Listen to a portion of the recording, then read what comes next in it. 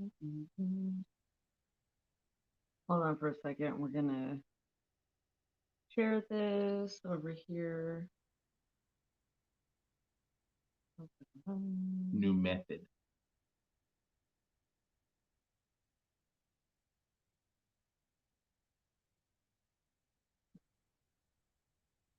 There we go. Go. All right. Plan. Go. Forcing you to watch on our page. Okay. All right. Hello, everyone. Welcome back to Rising. Oh my, not. I'm on my other podcast. Oh my goodness. Straight Couch Talk Podcast. If you want to watch my other one, it's Rising Warriors, Rachael Kulei. And then, uh, oh my goodness, I'm freezing. Warrior Mindset and Motivation Couch Talk. Wow. Okay. It's been a long day. My brain is fried for some reason. Okay. All right. So we are going to be talking about understanding the past. And how I kind of came up, or we came up on this topic was the other night we were talking about the previous podcast that we just did, talking about cutting cords and relationships and um, kind of like what would have happened or where the road could have gone if I had not been honest and upfront with Erik from the beginning of my previous relationship going into this relationship, and how there was different points throughout the relationship of my ex coming back into my life and contact, that if I had not been open and honest with my relationship, it could have really uh, I don't know, we probably wouldn't be sitting here today. You just never know where that road could have gone, and insecurities that would have come, um, and different things. So we started talking about how it's important, how we found it was really important from the beginning to be upfront with past relationships and through traumas and things like that, and being able to work with those things. Yeah. I think it was really a key important thing because even for where my situation wasn't like Rachel's, it was still kind of the same because I still had to be open with, you know, going through the divorce process and then uh, being in a relationship after that before I was with Rachel, and that was a whole chaotic thing there towards the end. And I had to be upfront with that stuff too because that's part of the story. That's part of your story, whether it's good or bad. And I think in order for your significant other to understand why you act the way you do or why you think the way you do, because there's stuff that happened previously. You don't act that way for any reason.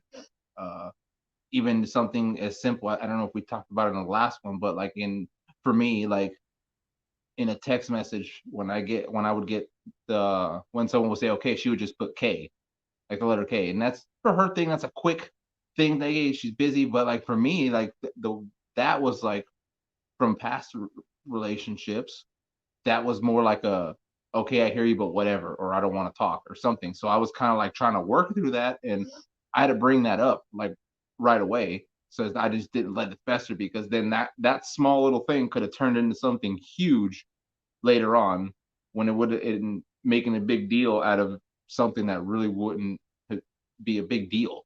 And if you talk about these things in the beginning, one or two things are going to happen.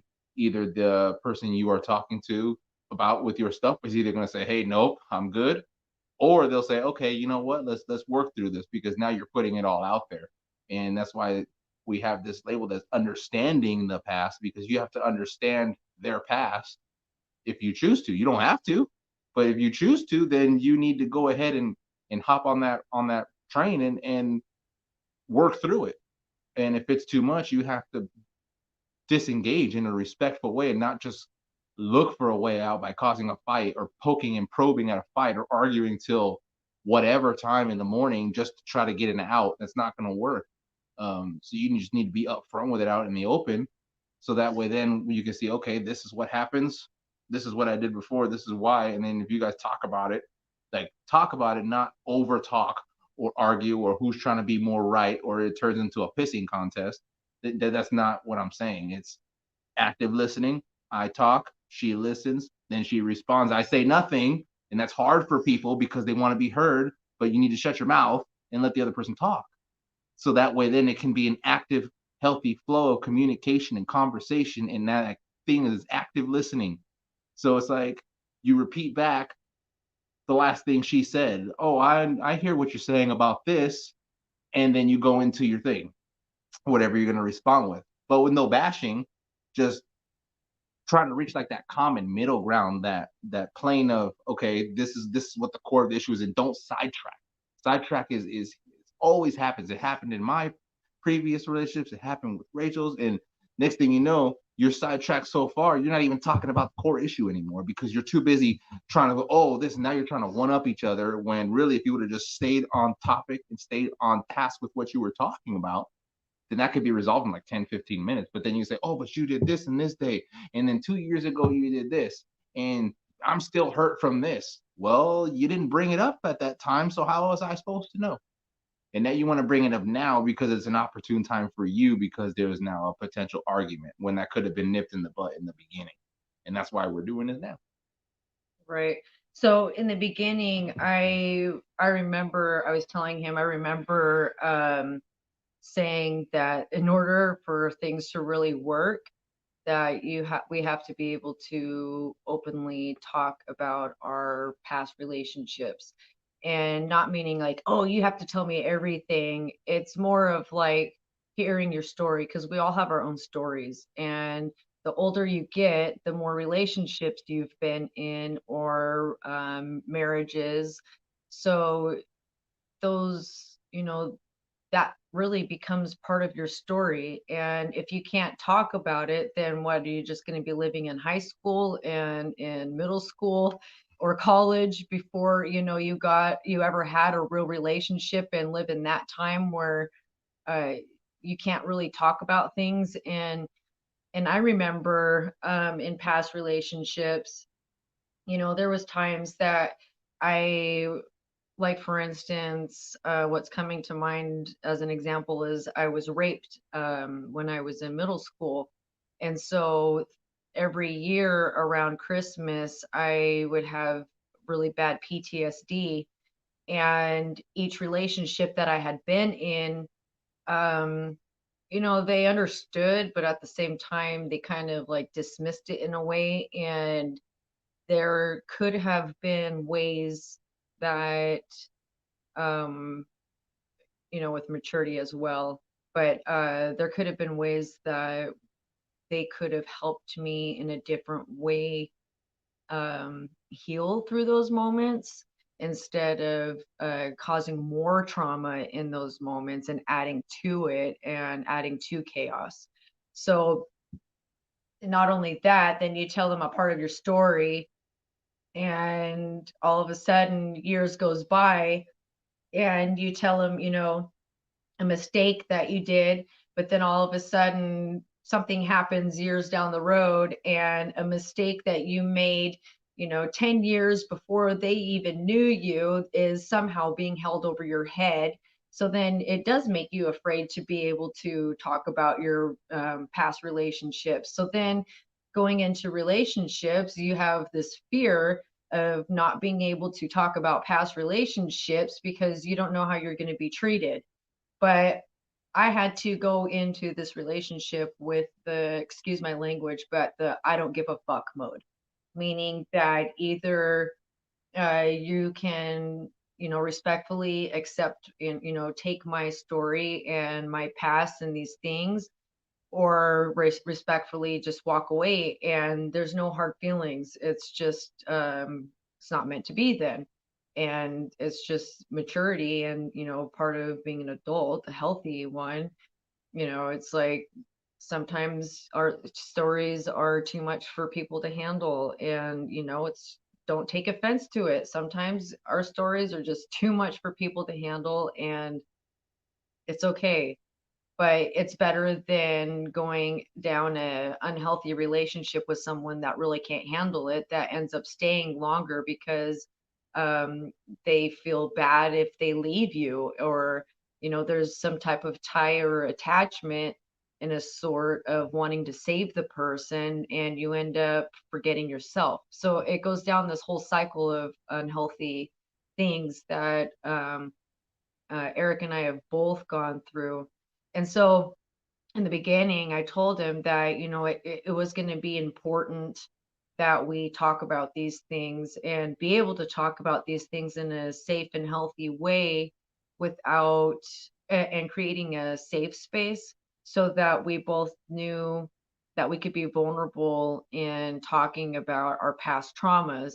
And by being able to talk about our past traumas in our past relationships and our both of our previous marriages, then we were able to start to like love each other in a different way, understand each other in a different way, starting to really more like understand each other's love language, uh, triggers even, and how we work through those triggers. And by being able to talk about past traumas, then when certain things come up, then we're able to on the outside recognize and go, hey, no, this you're going off of old habit. And then you're able to remind them that this isn't that situation, and I'm not that person, and cool down a little bit, and let's talk about this in a different way. Then things start to become more healthy. And so it's like, for instance, even like another one that's coming into my mind was my ex-husband. He raped me when I was sleeping.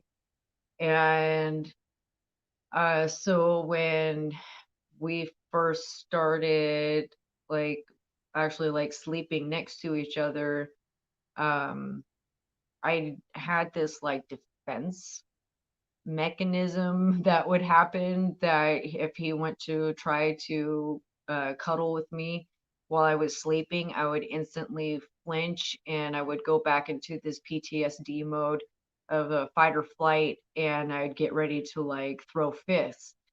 And that, so I hadn't really, slept next to someone for several years, and that last person was my ex-husband that was raping me in my sleep. So my body sleeping next to somebody that was unfamiliar, in a sense, I would go into this like PTSD shock mode. And so he realized, he's the one that told me, what was that, I was you went to hold me and I flinched, or Hmm. I brushed you away or Yeah, he something. like turned and went like that, and I was like, well, okay, like, all right, cool.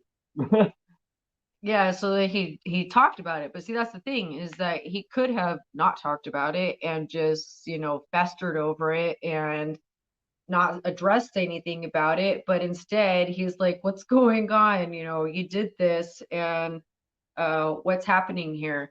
So from there, I was able to go, okay, so this is what happened in, my previous marriage. And um, apparently, my body's in fight or flight mode from all of this trauma and having to constantly sleep with one eye open for 8 years and not ever really getting sleep.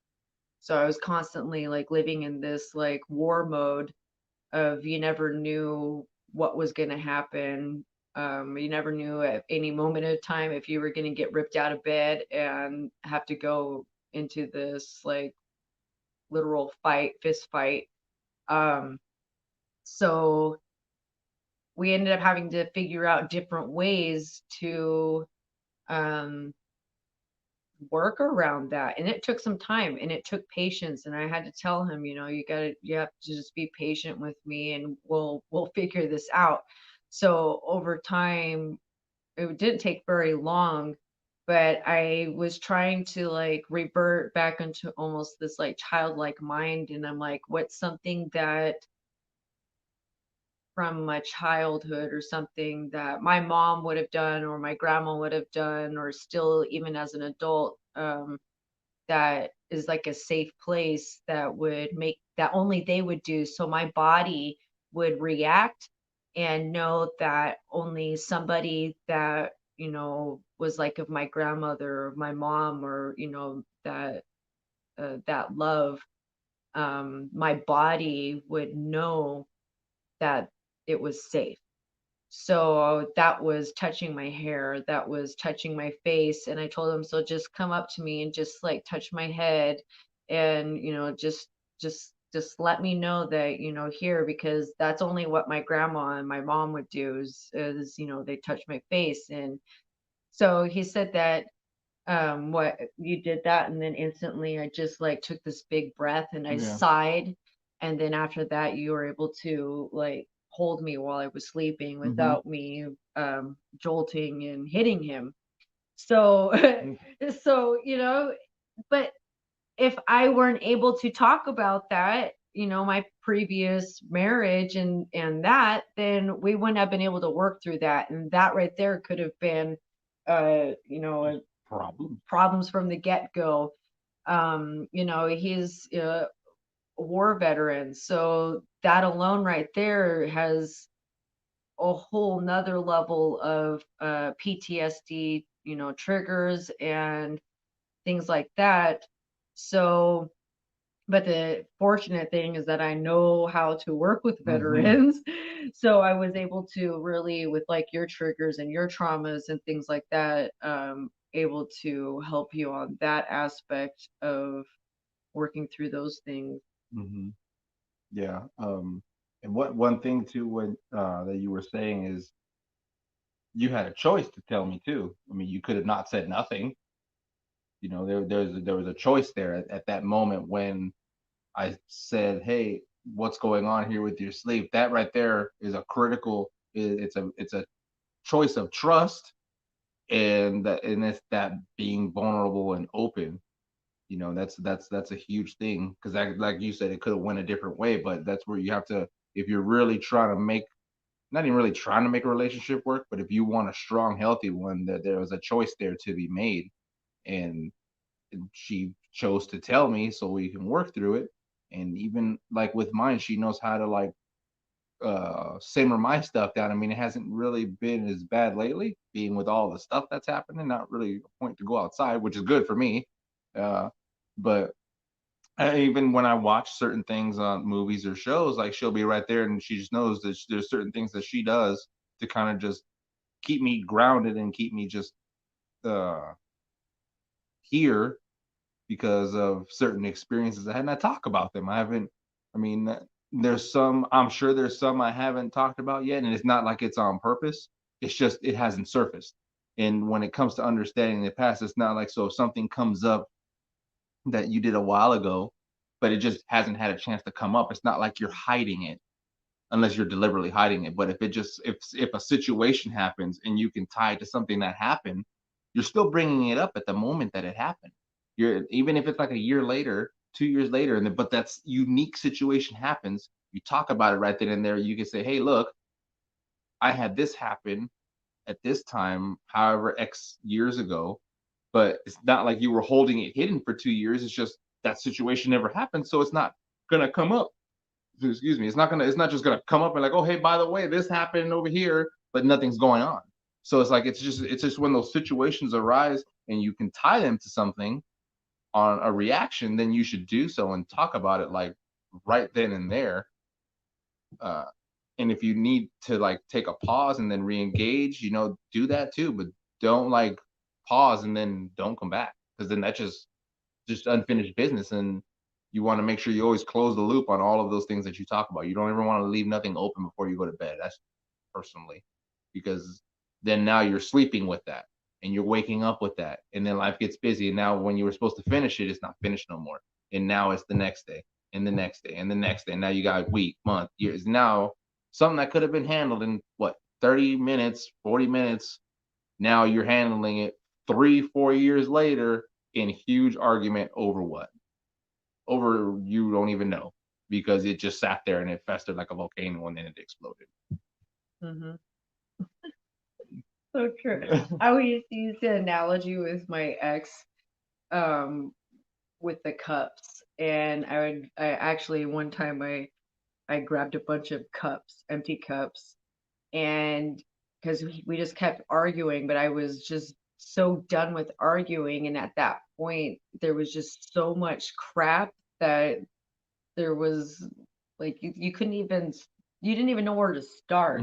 And so I grabbed a tray and I put all these cups on there and I grabbed water and I started just pouring water and I started talking about every single thing that was going on and what I was mad about, what had happened, all the miscommunications.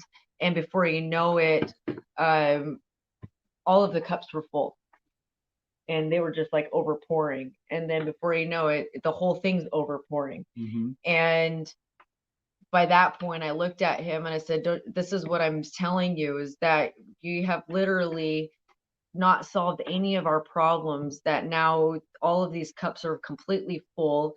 And I can't, like, there's nowhere to start. There, it's by that point it's unfixable, and Mm-hmm. there was just so much at that point. It was like we can't solve this because one thing led to another, led to another, led to another, led to another. And I would always tell him, every night, we need to talk about this before, no. And then he would wake up in the morning and try to act like, all was forgotten, and the problem wasn't there anymore. But Mm-hmm. on my end, the problem was still there and it never got fixed and it never got resolved. And I was always taught to resolve things and talk things. And when you have problems, talk it out, sit it out. And like when we had arguments as kids, my mom would make my brother and I sit there until we were hugging and best friends again. Like, so I had to learn how to like sit and talk things out. So it bugged me, not being able to talk about things and it just festering like that. So, but it's not only that, it's like going back to like the beginning of like the relationship, he still was going through the separation part and not really the divorce papers hadn't really been put in yet. So it was even more important that we be open and communicating and things like that. And I had a crazy narcissistic ex-husband, and um, he had two daughters with two different moms. And so in my marriage, I dealt with two moms, two daughters, two stepdaughters, and they were all narcissists, um, and manipulators and just crazy. So going into this, just hearing certain things about his ex, and then um today for some reason, like there's this conversation, this image just keeps popping up in my head today. And it was one time when we were driving and we were going up the zoo hill, and she kept calling you over and over and you finally answered, and she just started going off about stuff that had happened like 2 years prior to that point. Mm-hmm. And she was like rambling over and over about stuff that had already happened that didn't apply to your guys' kids or anything, but then she would somehow like loophole the kids into the conversation so that it still somehow made it, a part of the kids, so that, it was okay to talk about it. But then you were trying to shut it down, and I just kept listening to her talk to you. And every time you would try to say something, she would over speak and she would talk over you, gaslight you, shut you down so that you couldn't even speak anything. Then she started, wishing death on you and wishing all of these things. And I'm just sitting there and I'm like, oh my goodness, this sounds like my ex-husband. Like this, okay, this is who we're dealing with. All right. Okay. Now, this is even more important that we talk about each other's past because people like this means that she's going to do something to try to sabotage our relationship down the road. So it's better that you come clean and talk about all of the things that she could possibly try to come and talk to me about and try to play some manipulation game, because I've had people do this to me in the past where they were so hung up on the ex and that they would try to come in and play these mind games, and they would try to come up with these paths and these lies or these manipulations and try to split the marriage. But because with my previous, we didn't have that bond, and we didn't have that closeness and um that communication, so it worked. So it allowed that the exes to come into that situation and start to sabotage the situation because we did not have a strong bond. And we he did not have my six. I had his, but he did not have mine. And the moment that they would try to come at me and argue with me or something, he would, instead of being on my side, he was on their side, and he would just stand off to the side, and but he kind of enjoyed it. It was sick. So I knew that going into this with that, I'm like seeing all of these things from my ex and my past. I'm like, okay, I've been down this road. I know this type. I know this type. I've seen many. My mom's friends, have ex-husbands that were like this and do this type of thing, and I've also seen women do this type of thing. So I'm like, all right, even more skeletons. What's in the closet? Like, what do you got? Because eventually she's going to try to come down the road and um, try to bring something up from your past that you did to try to get us to sabotage our relationship, which she did several times, and even to the point where she stalked me, and somehow, I don't know, some Hawaii number, Yeah. and then tagged someone else into the text message or something. I don't even know who that number was. I think it was your ex-girlfriend, or not girlfriend, but No, I think yeah. it was my daughter's number. It was like there were two 808 numbers or something like that. I knew them both. One was her. I think one was her old number, and then one was my daughter's phone number. I think I don't know. Anyways, something like that. but she the day happened, and it ended up happening where I started getting all of these random phone calls. I don't answer phone numbers I don't know. And if you don't leave a voicemail, I'm not calling you back. And she didn't do either of that, and she kept calling from an unknown blocked number. And then finally, I got blast full of all of these text messages um, talking about all of the stuff that he had done, and just loopholing all of this stuff and just sabotaging. And not only that, she didn't realize that Erik was right there with me. She didn't also realize that Erik had already told me everything that she was trying to tell me, but then she was also trying to flip things and flip the story and, sugarcoat it on her end. And Make it about, oh, trying to patch things so we're good for the kids, but the kids weren't even mentioned at all in any of the messages. It was just everything I did. yeah, and then also try to prove a point that she's the mother. I think that's a given that if you gave birth to your child and you're on the birth certificate and like you're the mother, you don't really need to explain and force people to know that you're the mom. Like, we know you're the mom. Yeah. It's pretty clear Yeah. that you're the parent. Um, so anyways, now if he hadn't said anything to me and we hadn't talked about anything up when that happened, now her sabotage would have worked. It probably but not only it It would would have have made it worked more challenging. in a sense, but the sabotage would have worked in the sense it would have made me look at you and go, okay, what's going on here? Mm-hmm.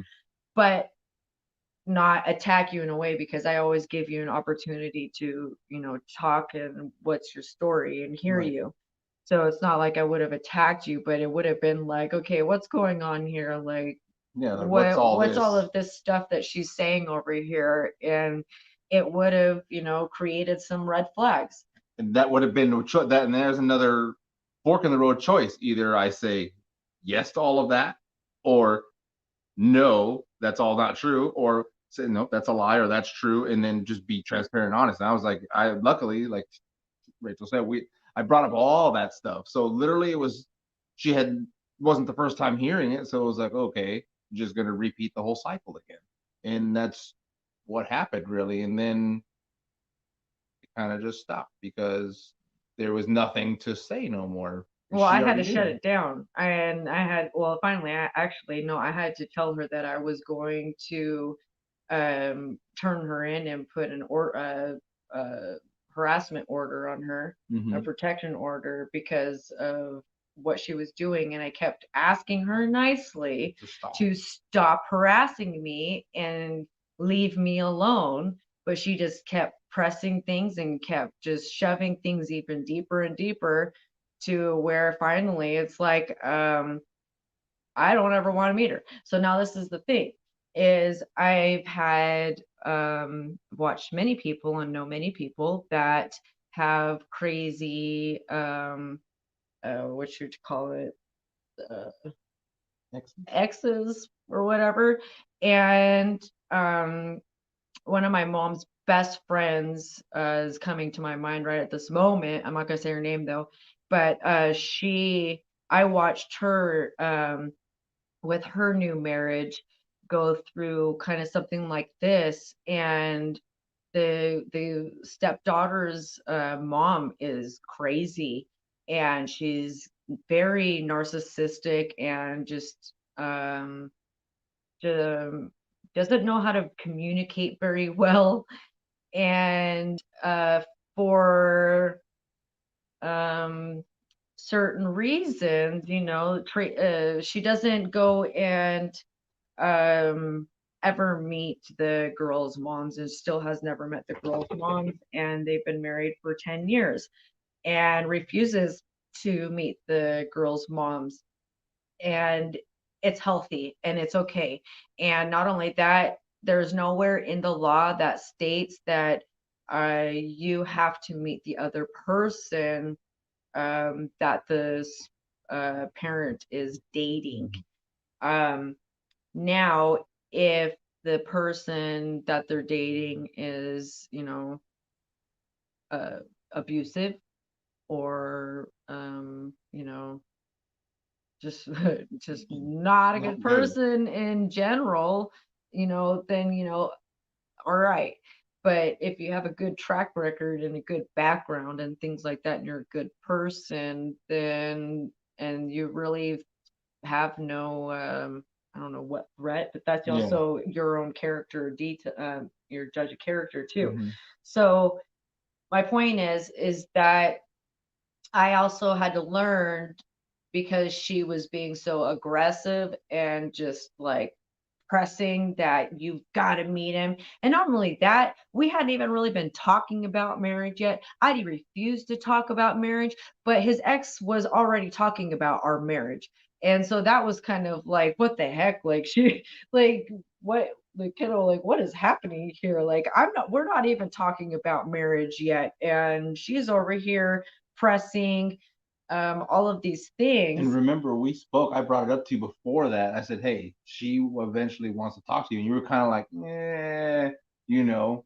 And I think maybe there might have been something if she wouldn't have pressed. There might Yeah. have been, but because of the unable to be patient and just let it work itself out.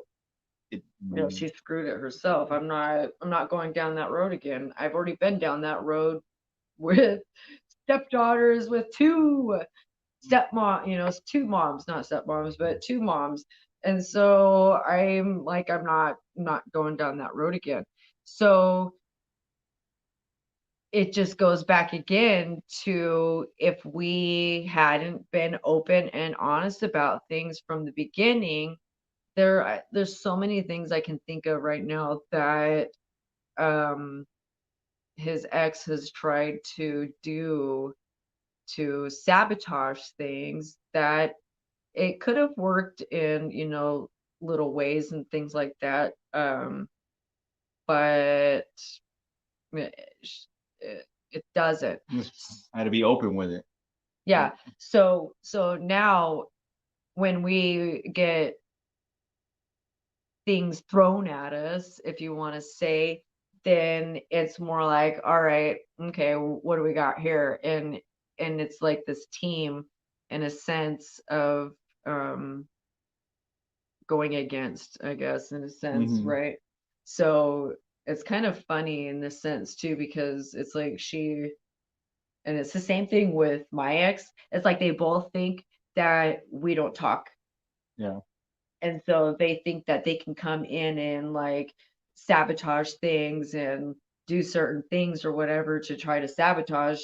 And but at the same time, it doesn't work because of how open and honest we are with each other. Right. And I know with yours, I had to place a huge amount of like faith and trust because of the control he had with me.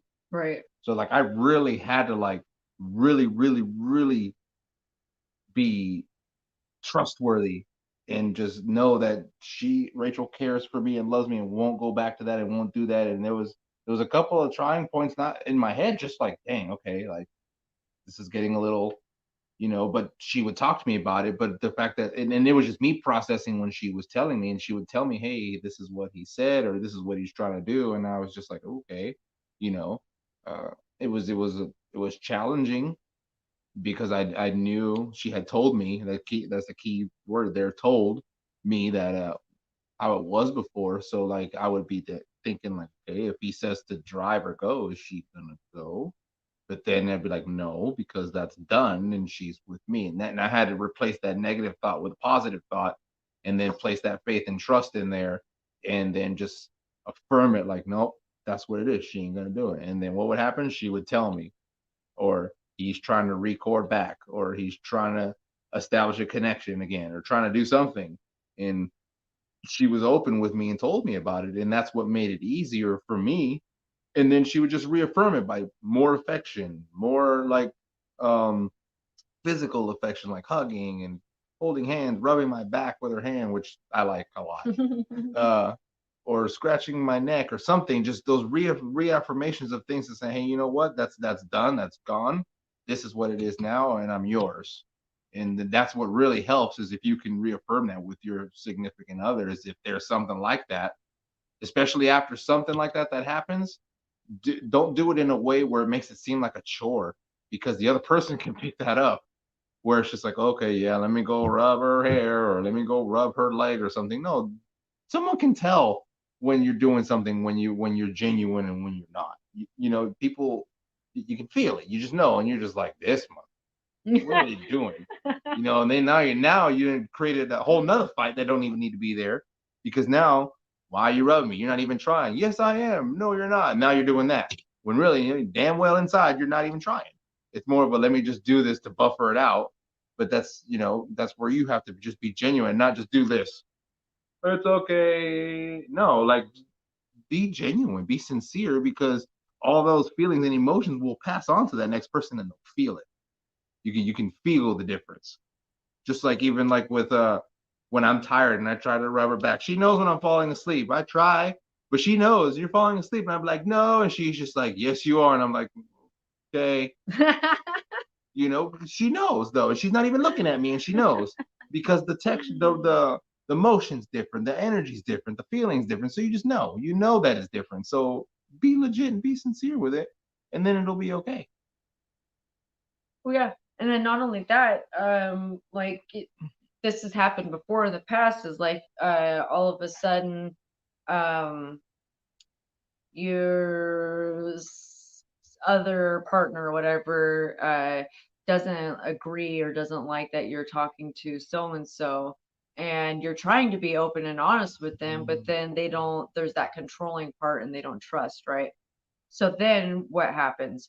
You end up sneaking off, and you end up going off for extra long drives or extra trip to the store, or got to go do an extra errand, or go to the bathroom, or there's always something that you end up going and doing so that you can gauge with the other person, so you can talk to them without the other person knowing.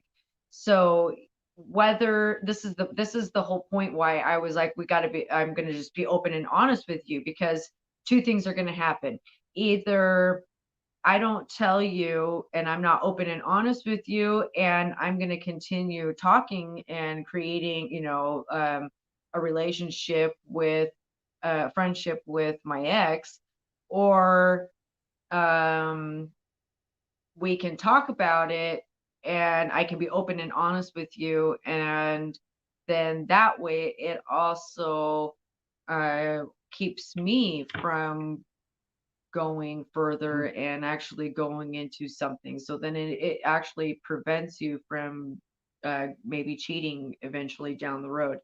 So I was faced with two things. It was either I could keep it quiet and I could have kept things shut, but then at the same time, there's that guilty part that um, what if he saw my phone? How would I explain that one? And then further time goes, the deeper you get. And then by that point, that's when, the other person has, you've created this insecurity with the other person, and like a distrust. And then all of a sudden now, how can they trust what you're saying now, when how long has this been going on for? What are all these conversations? And this has been happening. So then it's just, now you've opened up a whole door of losing trust, and it causes problems. So be up in front and talk about it, and respect each other. It's just like finally last week, it just finally got to a point where uh the respect wasn't there on my ex's part, and he was overstepping boundaries. And it wasn't Erik that told me, hey, you can't talk to him anymore. He never once said anything like that. I was the one that made the decision. I was the one that said, this is not how friends treat each other, and I can't be a part of this anymore. Um, that's not what friends do. And I'm the one that made the decision, not Erik. He didn't tell me to do anything. And so, on both parts, there it comes to part, points where it can be scary, but trust. And if you can be open and honest and vulnerable and talk, and I'm not saying like you have to splurge it all out on the first date and splurge everything out and things. There's moments and times as you go and you start talking, as like choreography in a dance. You don't just make a dance all at one time and there's the piece. Like, it takes steps, it takes um you know it takes a lot of work to create a piece. And so, it takes time to share your story. So it's not just like you're going to share everything all at one time. And like Erik was saying earlier, sometimes we forget about things, and it isn't until later on that, oh, yeah, I remember now this happened, and da da da da da. Da. And it's not like you're withholding information from the person or anything, or like not telling them your story. It's just we forget. And the older we get, we forget. And like with me, I had a stroke, I've had brain traumas. And so and cancer does something to the brain. and call it cancer brain, where you have short-term memory loss. And I already had short-term memory loss from my car accident when I was 17. And so, and he's had his fair share of brain traumas.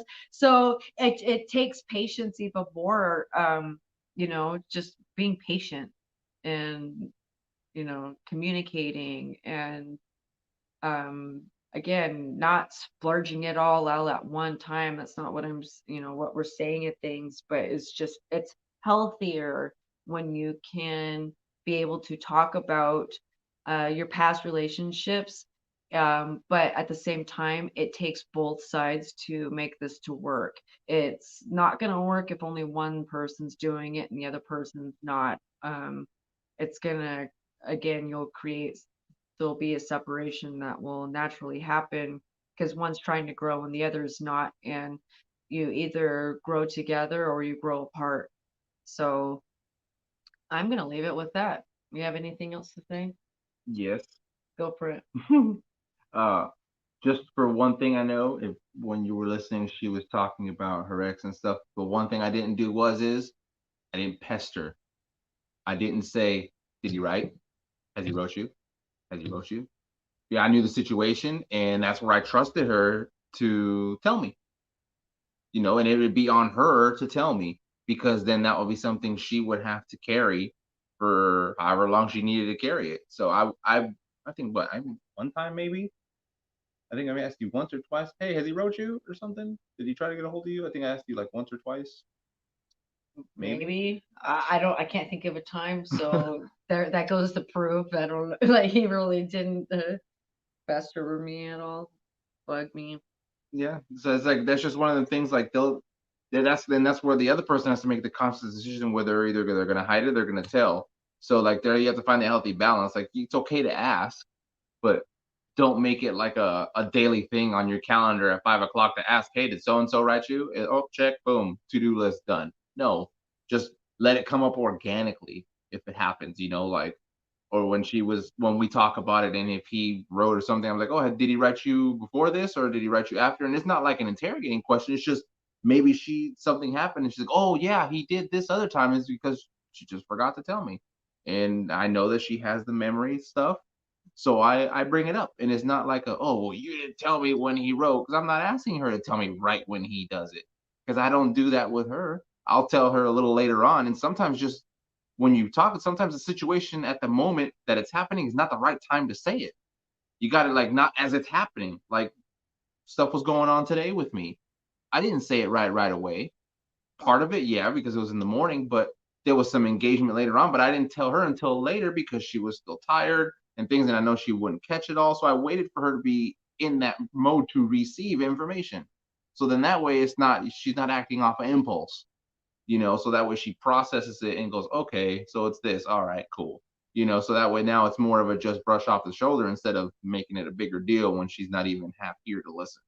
Well, not only that, that's when I also like were able to help you too of like, oh, this is what's happening because there's an outside perspective of seeing in. And not only that, I've been through what you're going through in a sense. So it's like, oh, this is what I did. This is, this is this is what she's doing. This is what's trying to happen. And like things with the kids, I see this all the time and it's messed up where they, gaslight children to turn them against the other parent so that they can have control because they don't want to lose control over anything and they're losing control over the spouse. So if you take control of the kids, then you can somewhat take control over your ex, and then you can try to control the ex and their relationships, and it's a whole control issue. And it's really messed up to do that to kids, by the way. Mm-hmm. It psychologically messes them up um, as they become adults, and then you just start this whole nother cycle, and that's a whole nother topic that we could talk about on a different time. So, but we gotta get going off here soon too. So, It was late. good It's 10:20. Someone over here said good evening. Oh, I thought they said good morning. Damn, I'm tired. morning. See, I'm already tired. I gotta go work tomorrow. All right, you guys. So be open about your past. It's okay. It's part of your story, you know. It makes us who we are, and if you don't have your past, then what's your story? Can't change it. Facts are already there. It's already written. You can't. It's not an adventure book because when you read adventure books, you're already reading what happened. Turn to page 4. Turn to page 6. Once you turn to page 6, you don't know what the hell happened on page 4 and 5 because you went to page 6. So, I mean, damn. Oh my goodness. What happens when you start getting tired? I'm trying to drink coffee over here, and it's what, 22 hours. I have everything on military time over here. So, anyways, you guys, thank you for tuning in. We'll be back on throughout this week, and I'm sure we'll be on about around Christmas time or something. Yeah. But stay tuned this week. We'll be popping on more. We'll see you later. Have a good night. Night.